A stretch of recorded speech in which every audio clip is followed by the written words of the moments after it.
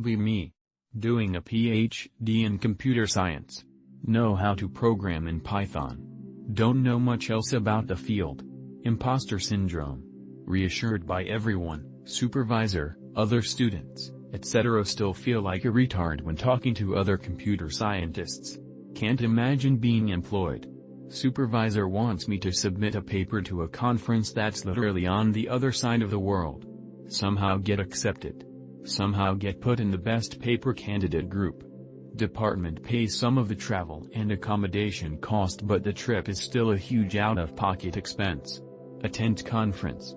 Stand around awkwardly in breaks. Nobody approaches me. People always already talking in groups like old friends. English is nobody's first language. Feel like I'm not supposed to be here. One guy talks to me. Says people are very critical of papers in the best paper session. Says everyone hates seeing bad papers there. All other presentations are super in-depth and complex. Their slides are incomprehensible and packed with info. My presentation is simple, straightforward and easy to follow with neat diagrams. Time for Best Paper Award. Drumroll.mp3. Pie chart showing vote percentages. My slice is so narrow there is no percentage label. Winner was greater than 60%. Second was greater than 30%. There were only 3 candidates. I was supposed to go to a dinner with everyone this evening. I even paid some ridiculous amount to bring my GF as A+1. We're instead sitting in my hotel room. I'm feeling very embarrassed. I don't know how to break out of this prison of social anxiety and lack of charisma. Every failure feels like a reinforcement. Like I'm digging myself deeper into the hole every time I try to escape it.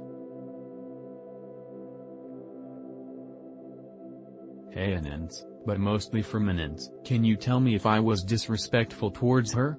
She was probably one of the best teachers I had and I feel I didn't make the most of it. Be me.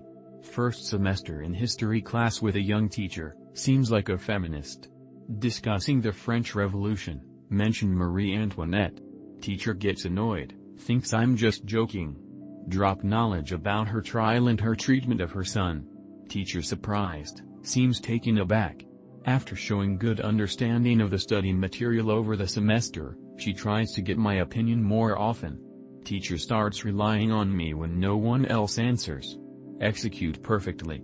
One day, shows some pics of exhumed children. Apparently it was a thing when photography was invented to take family pictures with dead children. Asks if anyone's sensitive. I admit I am and leave in disgust. By the end of that year, start isolating myself and hanging out less with my peers. At one point end up leaving earlier when they start planning with her a trip to Rome. Apparently, she noticed, as the teaching staff seems to have commented on it between themselves. Second year, behavior shifts. Start skipping class, arriving late, no reports handed in. During class, she tries to get me to participate like in the previous year, but evidently I wasn't there even when I was. Still get good grades, show I'm reading the material outside class. Teacher asks for answers, I still provide insights, like why Nazis ban makeup, to kill individualism. Difference is, no longer do it in front of class, but would rather ask her personally. I've also shown I was able to search for valid sources outside the mainstream narrative on my own even regarding finances and economy. She also offers help with setting up our CVs and giving counseling, but I end up being one of the few who doesn't go. Still get a good grade with her despite all that after doing a final exam instead of the regular ones during semester. BMM24. Match with girl F23 on Bumble. She's a 5'2" bodybuilder with 42 tattoos. Try planning a walk in the park as first date. We meet at my place and she asks to see my apartment. She walks in and takes a seat in the living room like she lives there. Immediately starts talking about how she doesn't think she's my type. I've dated several bodybuilders previously. Starts showing off her tattoos. Takes her clothes off to show me the tats on her legs. Finishes showing me her tattoos but stays in her underwear. Complains about being hungry. Make her dinner because I've given up on going to the park at this point. She stays the night. We go on several more dates and stays the night after each. One night I'm going out with friends and ask her to join us while I'm drunk. She arrives and I immediately regret it. Immediately starts saying negative things about herself. Barely says 2 sentences to anyone else. Sits away from the group and scrolls through Hinge in her phone, half the night. Break things off with her the next day. Onions, why are the hot ones always crazy? Did I do this right? This is my first time posting. Me 25. Wasted 8 years at a warehouse and still live at home. Went to college but never found a job and a virgin thanks mainly to my parents' worthless advice. Realize things will never get better, just worse, and in the middle of a shift. Have complete breakdown in warehouse and have 911 called for me. Get laid off a week later. Get unemployment against my parents' advice of just find another job and everyone's hiring knowing better now. Also file for SSDI disability. Get it in about 6 months. I get $1,300 a month for life.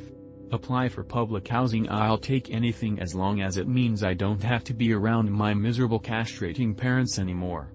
Get a voucher and will only have to pay 30 of my SSDI, which is a steal where rent is $1,400 starting. Parents constantly shame me the entire time and tell me to just be happy to work and not expect or want anything out of life, and that if I work hard I can start dating in my 30s. Literally what they said. Managed to move out, have all my bills automatically paid, and I get about $950 for food and other things. Not living well but surviving now and have some measure of freedom and don't have to work a objectively pointless job anymore.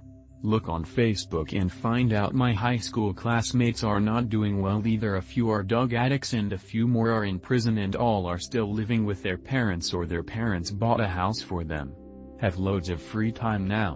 What am I supposed to do now? Video games and anime will only entertain me for so long. Does anyone else do drugs all fucking day? I feel like that one scene from Wolf of Wall Street at this point. Be me. Wake up. Down my Adderall with a shot or 2 of tequila. Smoke a bowl of sativa and hit the Nick vape. Snort a little Diza. Maybe microdose some shrooms depending on how I am feeling. Now I am finally ready for the day. I legit am starting to see shadows and rails out of the corner of my eyes and random white flashes sometimes. And I laugh like a hyena randomly at the smallest things. It feels like I am in one big dream. How do you meaningfully counter someone who uses the expression to gaslight every time you say something they don't like? Be me. Break up with a girl of 7 years, start dating a religious low-maintenance girl. Based political views, doesn't go out, doesn't drink. But every we don't agree on something in our relationship. Anon, stop gaslighting me. Anon, this is pure gaslighting. I usually just change the subject and suck it up. Never apologized though, because everything I say after that, she just doubles down on me gaslighting her and she gets into this word confrontational bitch mode.